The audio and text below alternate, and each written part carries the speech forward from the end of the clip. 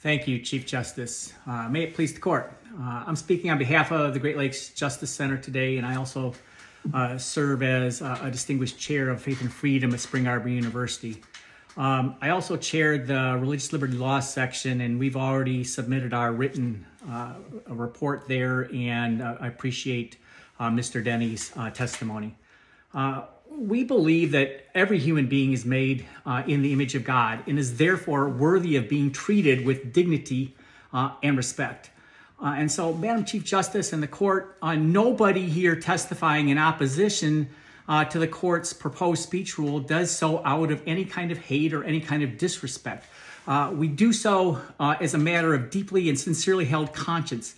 To fairly judge the case does not color, the person's case on how they view the person, because every person here views them with dignity and respect. Yesterday, I attended a hearing in the legislative branch of this government on a bill which could make the conscience and expression that you seek to compel in the court's speech rule here a felony.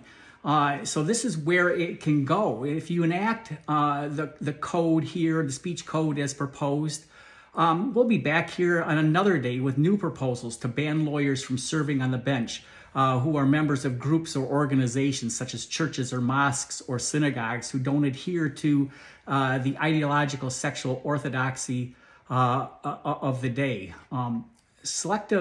The test of a properly functioning republic is not whether the government protects the speech and religious rights with which it agrees. It's whether we will protect the speech and religious rights and liberty of those citizens whom it does not agree with.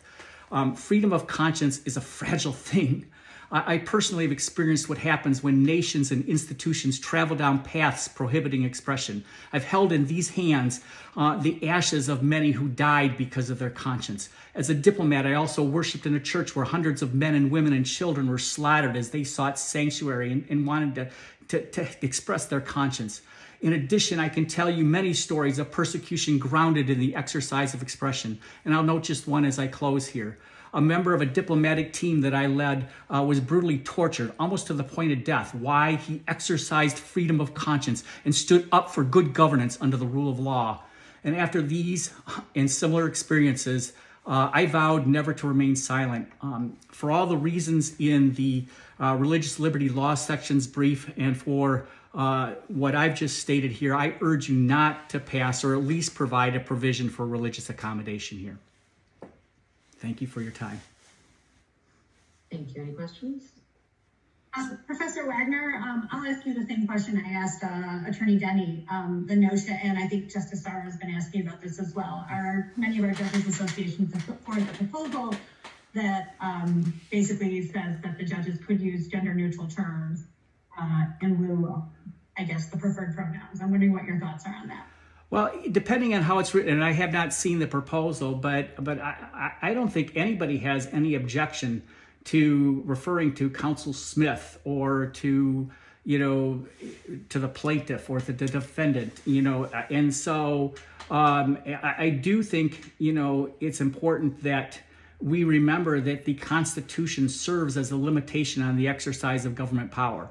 And, over all the comments that I looked at, it seems like, we as attorneys have forgotten these first and most permanent principles that, that whatever we do, and I like the way you explained it, Justice, but whatever we do and how we do it, it has to be understood that not only are we doing it because it's the right thing to do, because we want to treat people with dignity and respect, but we're also doing it because the Constitution requires it. And no one that is exercising this sincerely held religious conscience has any bias or should have to be recused any more than anybody that's using those pronouns should have to be recused, if they do it, if they use those type of things. And so, again, I'll come back to the most important thing, I think, if we do it, is it's done in such a way that recognizes the Constitution serves as a limitation on the exercise of government power,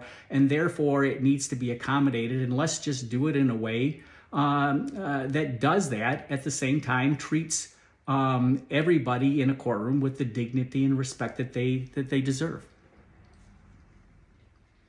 Thank you very much.